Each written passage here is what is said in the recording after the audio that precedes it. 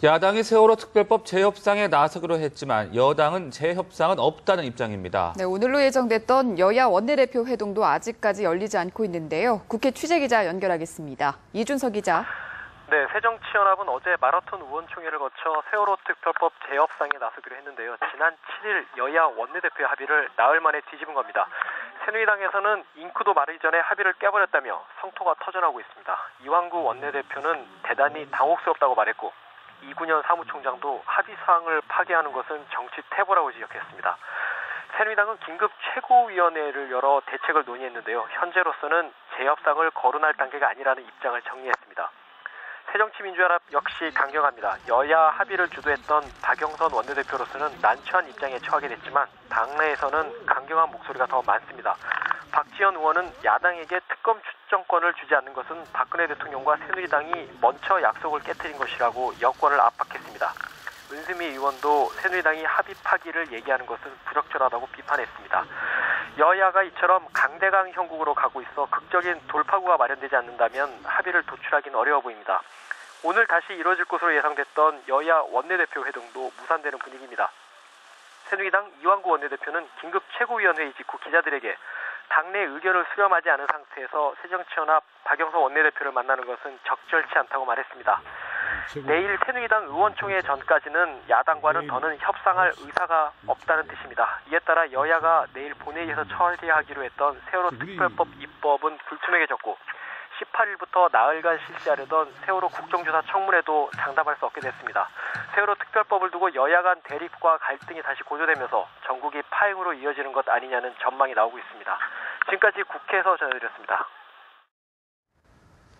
검찰이 새누리당 조현영 의원의 체포동의안을 국회에 냈는데요. 네, 현재 분위기를 보면 굳이 체포동의안을 받을 필요가 없을 것 같습니다. 이한승 기자입니다. 검찰이 회기 중에 현역 의원을 구속하려면 체포동의안을 내고 국회 동의를 얻어야 합니다. 국회의원에게는 현행범인 경우가 아니면 회기 중에도 체포되지 않을 특권이 있기 때문입니다. 체포동의안은 대부분의 경우 국회의 문턱을 넘지 못했습니다. 국회의원들이 동료를 지켜준 겁니다. 방탄국회라는 말이 나온 것도 이런 이유입니다. 검찰이 철도 비리 혐의를 받고 있는 새누리당 조현용 의원의 체포동의안을 접수한 날짜는 11일. 13일로 예정된 본회의에서 보고가 이루어지면 72시간 내에, 다시 말해 16일 안에 표결이 이루어져야 합니다. 그렇지만 세월호 특별법 협상이 진통을 겪으면서 본회의 자체가 열리지 않을 가능성이 더 높습니다.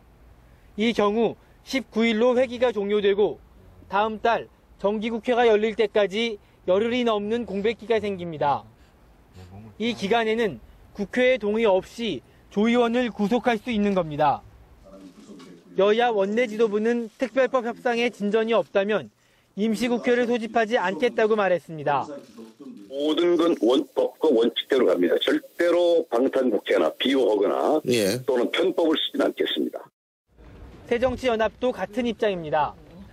김영록 원내수석 부대표는 특별법 협상이 잘 되면 임시국회를 여는 것이고 그렇지 않다면 안 여는 것이라고 말했습니다. 검찰 수사를 받고 있는 현역 의원은 모두 5명.